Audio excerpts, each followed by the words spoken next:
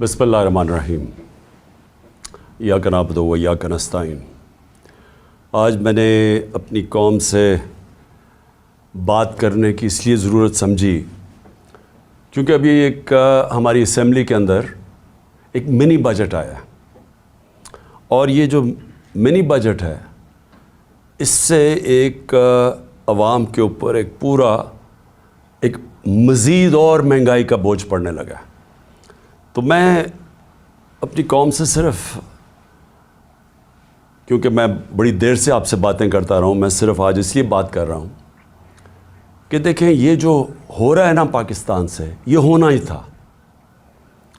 جب ہماری حکومت ہٹائی گئی تو میں تب سے کہہ رہا ہوں کہ ملک کے مسئلوں کا حل صرف ایک ہے، وہ الیکشنز کروائیں اور عوام کے مینڈیٹ سے ایک حکومت لے کے آئیں، جو حکومت پھر وہ فیصلے کرے ملک کے لیے جو مشکل فیصلے ہیں، لیکن کیونکہ عوام کے مینڈیٹ سے وہ حکومت آئی ہوگی وہ فیصلے کر سکے گی۔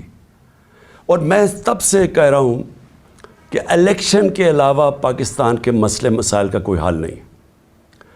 ہماری جب حکومت جو سازش ہوئی اور جب گرائی گئی تو میں نے یہ ایک چیز بار بار کہی کہ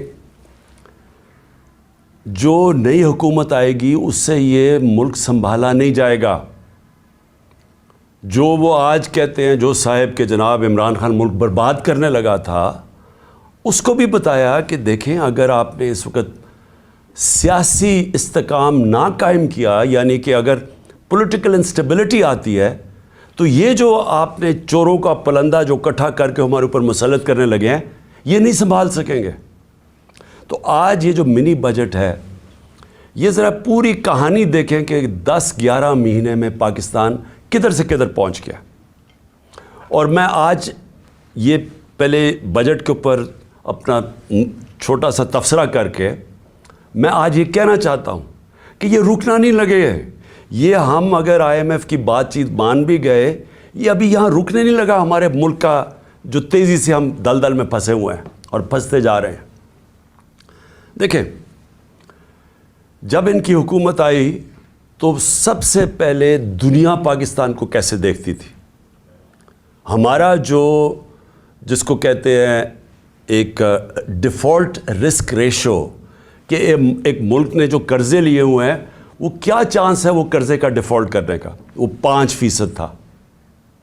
آج ملک کے حالات یہ ہیں کہ جو لیٹسٹ جو انٹرنیشنل کریڈٹ ایجنسی جو بتاتی ہے کہ پاکستان کے معاشی حالات کیا ہیں، اس میں فچ ایک ایجنسی ہے، اس نے CCC- کر دیا پاکستان کو۔ یعنی ہم اب وہ سری لنکا کی سٹیج کے اوپر پہنچ گئے ہیں کہ دنیا ہمیں وہ دیکھ رہی ہے، وہ ملک جو کہ اب ایک باسکٹ کیس بن گیا، یعنی وہ ڈیفالٹ کے اتنا قریب پہنچ گیا کہ کسی باہر کے ملک نے اس ملک کو قرضے بھی نہیں دینے، کمرشل بینکس نے قرضے نہیں دینے، کوئی انویسٹمنٹ نہیں پاکستان میں آنی۔ تو جو آج حالات ہیں اس کے اندر اگر ہم یہ سمجھ رہے ہیں کہ IMF کے ہم یہ بات چیت مان جائیں گے اس سے ملک ٹھیک ہو جائے گا، اس خوش فہمی میں کوئی نہ رہے، کیونکہ جو مشکل حالات اب یہ مزید اور بگڑیں گے۔ تو میں پہلے اپنی قوم کو صرف یاد کرانا چاہتا ہوں کہ جب ہماری حکومت ہٹائی گئی تھی اور آج عام آدمی کی زندگی میں کیا فرق پڑا ہے۔ میں مخاطب ہوں اپنی عام عوام سے، اپنی مڈل کلاس سے، سیلریڈ کلاس جو تنخواہ دار طبقہ ہے، وہ آج کس مشکلات سے گزر رہا ہے۔ میں وہ لگژری آئٹمز کی نہیں بات کر رہا کہ بڑی بڑی گاڑیوں کی، امپورٹڈ چیز کی اور وہ جو ہماری پیسے والے لوگ چیزیں لیتے ہیں اس کی مہنگائی کی بات نہیں کر رہا۔ میں بات کر رہا ہوں جو ساری جو خواتین آج میرا یہ سن رہی ہیں، جن کو اپنے کھانے پینے کی چیزیں جو ان کو چاہیے ہوتی ہے اپنے خاندان کو صحیح، بچوں کو صحیح کھانا کھلانے کے لیے، میں ان کی بات کر رہا ہوں کہ ان کے اوپر آج کیا گزر رہی ہے، ذرا یہ دیکھ لیں۔ جب یہ ساروں نے مل کے، یہ جو آج PDM کے لوگ ہیں یہ سارے کہتے تھے جی مہنگائی ہو گئی، مہنگائی مارچ کرو، 4 روپے ہم نے وہ پٹرول کی قیمت اوپر کی تو کہا کہ پیٹرول بم گر گیا ہے۔ تو انہوں نے ایک دفعہ وہ فضل الرحمان آ گیا تھا مہنگائی مارچ کر کے، دوسری طرف وہ کام پہ ٹانگنے والے وہ بلاول آ گیا تھا، اس کے بعد ایک 2 دفعہ فضل الرحمان، اور اس کے بعد یہ مریم نے کوئی راستے میں رہ گئی تھی، اس کی بھی لانگ مارچ. لیکن سب کا ایک کہہ رہے تھے کہ مہنگائی سے لوگ تباہ ہو گئے. تو آج اللہ کیونکہ الحق ہے، سچ کا خدا ہے، اس کی وعدہ ہے کہ وہ سچ سامنے لے آئے گا. ذرا آج قوم کو بتانا چاہتا ہوں کہ آج آٹا ہمارے دور میں 60 روپے کلو تھا، آج 135 روپے کلو پہنچ گیا. جو عام آدمی کھانے کی اس کی پینے کی چیز ہے. جو گھی ہے وہ 380 ارب تھا، آج 600 ارب کے جی پہنچ گیا. جو چکن عام آدمی کی جو خاص طور پہ کبھی کبھی اپنے بچوں کو وہ چکن کھلاتے ہیں، وہ 335 روپے کے جی سے 700 روپے کے جی پہ پہنچ گیا. جو دالیں ہیں، جو عام آدمی گھروں میں، عام آدمی کی تو دال روٹی پیاز کی قیمت دگنی سے بھی زیادہ ہو گئی ہے. دالیں گئی ہیں 250 روپے کے جی سے 400 روپے. اور اب کسان دیکھیں، ہمیں جب تک کسان کو نہیں اٹھاتے، اور جو ہم نے پوری کوشش کی اٹھانے کی، اور ماشاءاللہ ہمارے دور پہ آخری 2 سال میں کسانوں کے پاس ریکارڈ پیسہ آیا. ہم نے ان کو ٹائم پہ جو گنے کی فصل کٹتی تھی، شوگر مل سے ٹائم پہ پیسہ لے کے دیا، پوری قیمت لے کے دی، کٹوتی ختم کی، ٹائم پہ پیسہ ملونا اپنی زمینوں پہ لگایا.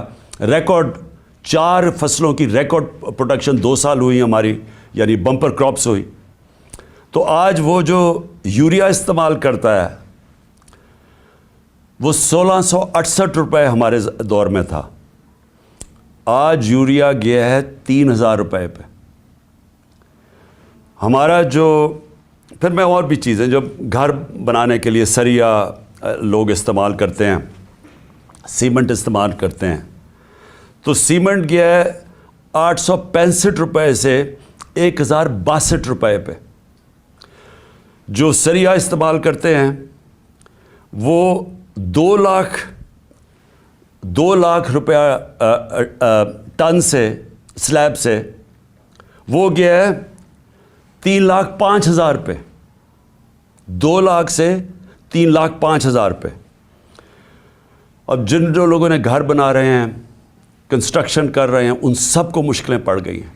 جو پروجیکٹس تھے ہمارے، مثلا آپ سڑکیں بن رہی تھیں، جو پرانے پروجیکٹس چل رہے تھے، ان سب میں مشکلیں پڑ گئی ہیں.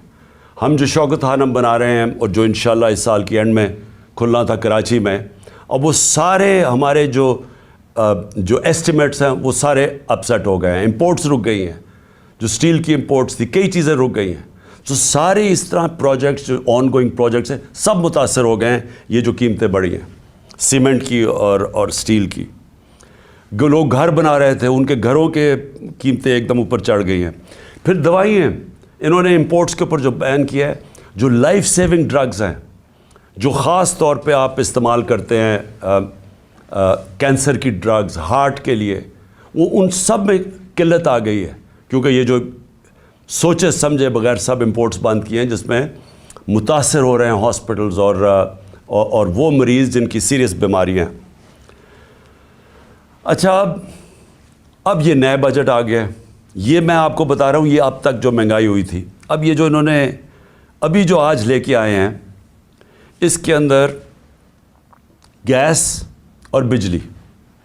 میں اب عام آدمی کی پھر بات کر رہا ہوں کہ جو گیس کا جس کا بل 3000 کا آتا تھا، وہ آج ہو جائے گا 4300 کا. جو بجلی کا بل جن کے گھر 10,000 آتا تھا، وہ 13,000 پہ چلا جائے گا. سو یہ مزید میں آپ کو آج کے بل کے بعد جو مہنگائی ہے، sales tax across the board بڑھا دیا ہے. یعنی ساری چیزیں، کیونکہ سیلز ٹیکس انہوں نے بڑھایا ہے، ساری چیزیں اس سے مہنگی ہوں گی. اور جو بھی میں نے سریا کی اور سیمنٹ کی بات کی تھی، ان کے اوپر جو گیس، سریا بنانے کے لیے جو سٹیل ملز کو گیس جاتی تھی، اس میں 14% انکریز کر دیا، تو اس کی قیمت اوپر جائے گی. سیمنٹ 10% گیس کی قیمت انکریز کر دی ہے، تو مزید اس کی قیمت اوپر چلی جائے گی.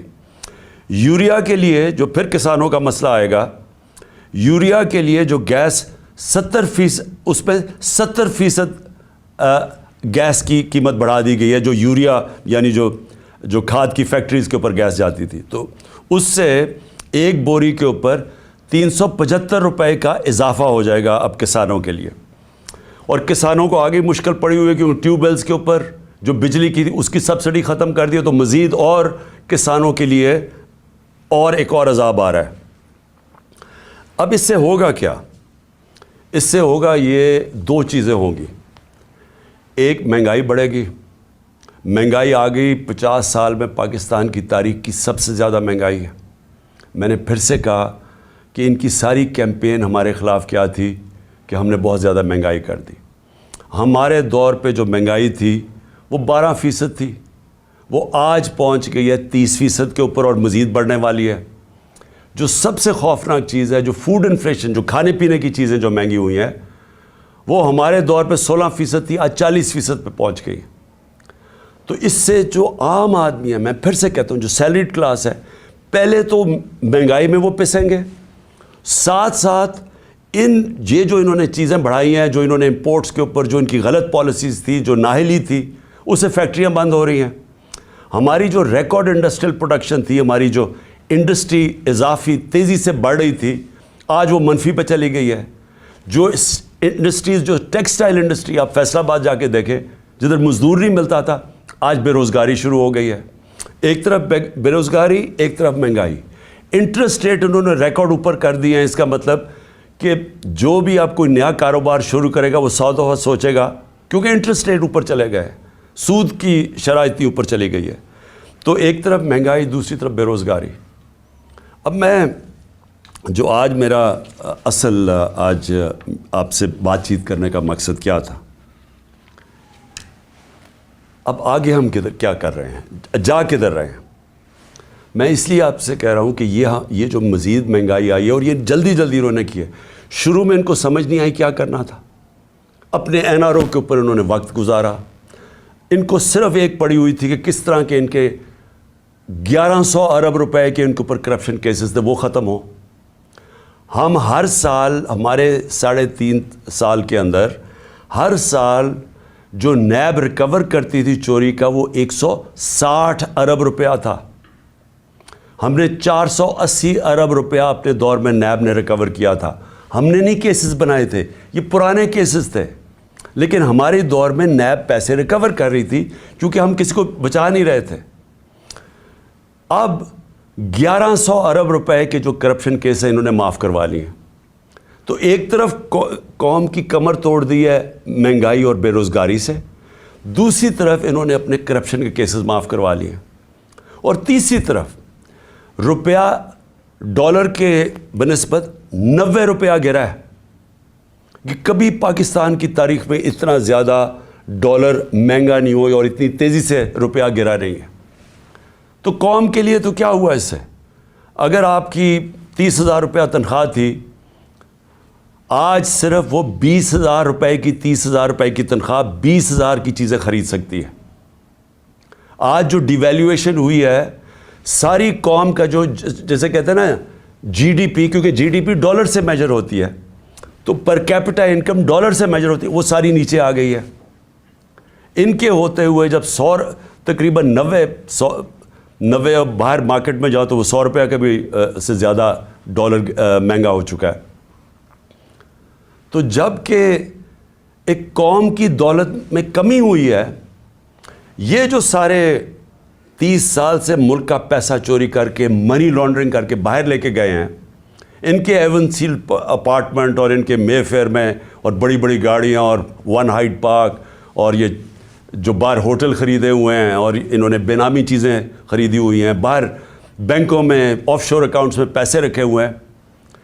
قوم کے لیے 90 روپے ان کی دولت میں کمی اگر روپے میں پڑے ہوئے ہیں، اور ان کے باہر پیسے میں 90 روپے اضافہ ہو گیا. پاکستان کے مقابلے میں ان کے پیسے میں 90 روپے زیادہ امیر ہو گئے ہیں. ان کو کوئی فرق نہیں پڑا، اس لیے انہوں نے آتے ساتھ ہی کبھی کوئی پرواہ نہیں کی کہ کیا انہوں نے اگر ان کو سازش کے تحت بٹھائی دیا تھا، کیونکہ عمران خان ملک تباہ کر رہا تھا، تو انہوں نے آ کے کوئی روڈ میپ دینا تھا کہ ہم نے ملک کو کیسے ٹھیک کرنا ہے, کیونکہ یہ تو بڑے تجربہ کار تھے. ہم تو جی اسحاق ڈار نے کہا میں روپے کو $200 کو نیچے لے کے آؤں گا, میں IMF کو سامنے یہ کر دوں گا, بڑی بڑھ کے ماری, میں تجربہ کار ہوں. آج یہ بتائیں کہ انہوں نے ملک سے کیا کیا, اور جو ان کے ہینڈلر لے کے آئے تھے ان سے ذرا پوچھیں کہ آپ نے یہ ملک سے کیا کیا ہے. کون جواب دے آج جو ابھی یہ جو شروعات ہے, ابھی یہ جو $90 کے جو گرا ہے, جو روپیہ گرا ہے ڈالر کے مقابلے میں, ابھی اس کی مزید مہنگائی آنی ہے. جو ایک تھوڑی ٹائم کے بعد جب آپ کا روپیہ گرتا ہے تو جو باہر سے چیزیں لے کے آتے ہیں وہ ٹائم کے بعد مہنگی ہونی شروع ہوتی ہیں. تو نہ تو انہوں نے کوئی تیاری کی, نااہلی ان کی یہ ہے کہ انہوں نے غلط فیصلے کر کے ملک کو آج یہاں پہنچا دیا ہے کہ اس طرح کا بجٹ لانا پڑا ہے. اور کوشش کر رہے تھے کہ عارف علوی کے اوپر سارا بوجھ ڈالے. پارلیمنٹ میں بھی نہیں چاہتے تھے کہ ڈبیٹ ہو اس کے اوپر, اس سے کہتے تھے آرڈیننس سائن کرو تاکہ یہ بچ جائیں کہ پارلیمنٹ میں ان کے اپنے لوگ کیا یہ جو بجٹ لے کے آ رہے ہیں وہ کیا بولیں گے اس کے اوپر. قوم کے اوپر سارا بوجھ, خود اپنی کرپشن کے کیسز معاف, اور کوئی آگے راستہ بھی نہیں ہے, روڈ میپ بھی نہیں ہے. میں آخر میں یہی بات کرنا چاہتا ہوں کہ جو بھی ان کے بیکرز ہیں یہ سمجھ جائیں کہ ان کے پاس کوئی اگلا آگے کا راستہ نہیں ہے. یہ اگر سمجھ رہے ہیں کہ اس سے آپ IMF کے ڈالرز آ جائیں گے تو وہ یہ ایسے سمجھیں کہ یہ کینسر کا علاج ڈسپلن سے ہو رہا ہے, تھوڑی دیر کا تھوڑا سا آرام آئے گا, لیکن کینسر جب تک کاٹ کے نکالی نہ جائے یہ کینسر پھیلتی جائے گی, یہ قرضے بڑھتے جائیں گے, آمدنی سکڑتی جا رہی ہے. ہماری ریمیٹنسز جو ہمارے دور میں 17% انکریز کر رہی تھیں, ہماری ریمیٹنس میں 17% اضافہ ہو رہا تھا جو 31 ارب پہ پہنچ گئی تھی, وہ ان میں اب 11% کمی آ گئی ہے. تو پہلے تو اضافہ ختم ہوا اور پھر 11% کمی آ گئی ہے, یعنی جو ڈالرز آنے تھے ریمیٹنس سے وہ کم ہو گئے ہیں, ایکسپورٹس گر گئی ہیں ہماری. تو ہمارے پاس تو جو آمدنی ہے وہ تو سکڑتی جا رہی ہے, فیکٹریاں بند ہو رہی ہیں, بے روزگاری بڑھ رہی ہے, لیکن قرضے بڑھتے جا رہے ہیں کیونکہ یہ تو قرضے ہی لیے ہیں نا IMF سے, اور ہم یہ امید رکھ رہے ہیں کہ اور بھی ملٹی نیشنلز قرضے دیں گی, تو وہ تو قرضے ہیں. تو یہ حل تو نہیں ہے. حل کیا ہے؟ حل جو میں تب سے کہہ رہا ہوں, میں نے کوشش بھی کی, اپنی گورنمنٹ خود میں نے ڈیزالو کی اپریل میں الیکشنز کروانے کے لیے, لیکن پورا پلان بنا ہوا تھا کیونکہ فیصلہ ہو گیا تھا عمران خان بہت خطرناک ہے اس ملک کے لیے. تو تب سے وہی ابھی بھی حل ہے. اس ملک میں اگر ہم نے صاف اور شفاف الیکشن نہ کروائے, ایک پبلک مینڈیٹ سے گورنمنٹ نہ آئی جو کہ پبلک جس کے پیچھے کھڑی ہو جس گورنمنٹ کے, وہ گورنمنٹ پھر مشکل فیصلے کرے, وہ جو میں کینسر کو کاٹ کے نکالے ملک سے, اسٹرکچرل ریفارمز کرے, جو آج ملک کی ضرورت ہے, رول آف لاء قائم کرے, گورننس سسٹم ٹھیک کرے, تب جا کے یہی جو کرائسس ہے یہ ہم فائدے میں اس کو کر سکتے ہیں. یہ جو ہم دلدل میں پھنسے ہوئے ہیں اس میں نکلتے نکلتے ہم ملک کو پوری طرح اٹھا سکتے ہیں. یہ ہمارا فائدہ ہو سکتا ہے کہ ہم اس کرائسس کا, اگر اس کرائسس سے ملک میں اصلاحات کریں, لیکن وہ گورنمنٹ کر سکتی ہے جس کے پاس پبلک پیچھے کھڑی ہو. جب آپ کے پاس پبلک مینڈیٹ نہیں تو آپ ان PDM کے یہ جو اوپر 60% لوگ ضمانت پہ ہیں کرپشن کیسز پہ, اور ان کا سلوشن یہ ہے, کیونکہ ان کے پاس تو حل کوئی نہیں ہے, ان کا سلوشن یہ ہے کہ عمران خان کے اوپر 60 FIR کاٹ دو, اس PTI کے لوگوں کو جیلوں میں ڈالو, ان کے اوپر تشدد کرو, ان کو خوف پھیلاؤ, ان کو ڈراؤ دھمکاؤ, اور ان کو اور اس طرح کرو کہ جب وہ بالکل پارٹی ان کی ٹوٹ جائے تو پھر الیکشن کرواؤ. وہ ہونے نہیں لگا, کیونکہ آپ جتنا زیادہ دبائیں گے وہ پارٹی اتنی اور اٹھتی جا رہی ہے. پبلک کوئی بیوقوف تو نہیں ہے, پبلک تو فیصلہ کر بیٹھی ہے جس کی وجہ سے یہ ڈرے ہوئے ہیں. تو صرف اور صرف عمران خان کو باہر کرنے کے لیے ملک کو تباہ نہ کریں. یہ اصل میں جانا ہے ہماری سیکیورٹی کے اوپر. جو آج ہمارے حالات ہو گئے ہیں, ہم تو کسی کے سامنے اب کھڑے بھی نہیں ہو سکتے, کیونکہ ہمیں تو انہوں نے ملک کو ادھر پہنچا دیا ہے. 300 ارب ڈالر سے کم تو ریزروز رہ گئے ہیں. ہمارے پاس کیا اب ہے کہ اپنے پیر پہ کھڑے ہوں, کسی کو کہیں کہ نہیں جی ہمیں پاکستان کی خودداری چاہیے, ہم پاکستان کی سوورنٹی چاہیے. ہم کیسے کہہ سکتے ہیں جب ملک کے حالات یہاں پہنچا دیے؟ اس کے لیے اپنے ملک کو بچانے کے لیے طریقہ یہ نہیں ہے جو کیا جا رہا ہے کہ ہائی کورٹ کہہ رہا ہے کہ الیکشن کرواؤ, وہ الیکشن کمیشن جناب بیٹھی ہوئے کہ ہم الیکشن نہیں کرواتے, وہ بہانے مار رہی ہے الیکشن کے. پاکستان کا آئین کہتا ہے 93 میں الیکشن کرواؤ, یہ کوئی بہانہ مار رہا ہے, کوئی صرف ڈرے ہوئے ہیں الیکشن ہارنے سے. پاکستان کی آئین کی وائلیشن جس طرح کی جا رہی ہیں اور جس طرح آگے پلان بن رہا ہے, یہ جو بھی لوگ سمجھ رہے ہیں کہ اس سے وہ اپنی ذاتی فائدہ اٹھا دیں گے, وہ ملک کو ڈبو دیں گے. اور میں آج اس لیے یہ کہہ رہا ہوں کہ ہم بڑے آرام سے ملک کے اندر اس وقت اگر ہم چاہیں, اتنی بڑی پارٹی ہے, ہم اگر وہ مظاہرے کریں اور ملک بند کرنے کی کوشش کریں, اسٹرائکس کریں, ملک تو آگے ہی حالات برے ہیں. اس لیے ہم نے پرامن احتجاج کا فیصلہ کیا ہے کہ ہم جیل بھرو تحریک شروع کرنے والے ہیں, بتانے کے لیے کہ آپ اس طرح ایک ملک کو استعمال تھوڑے سے لوگوں کے ذاتی مفادات کے لیے نہیں کر سکتے. یہ ملک 22 کروڑ لوگوں کا ملک ہے. یہ تھوڑے سے لوگ اس ملک کو اپنے مفادات کے لیے تباہ نہیں کر سکتے. اس لیے ہم جیل بھرو تحریک کی پوری تیاری کریں, میں اناؤنس کرنے والا ہوں.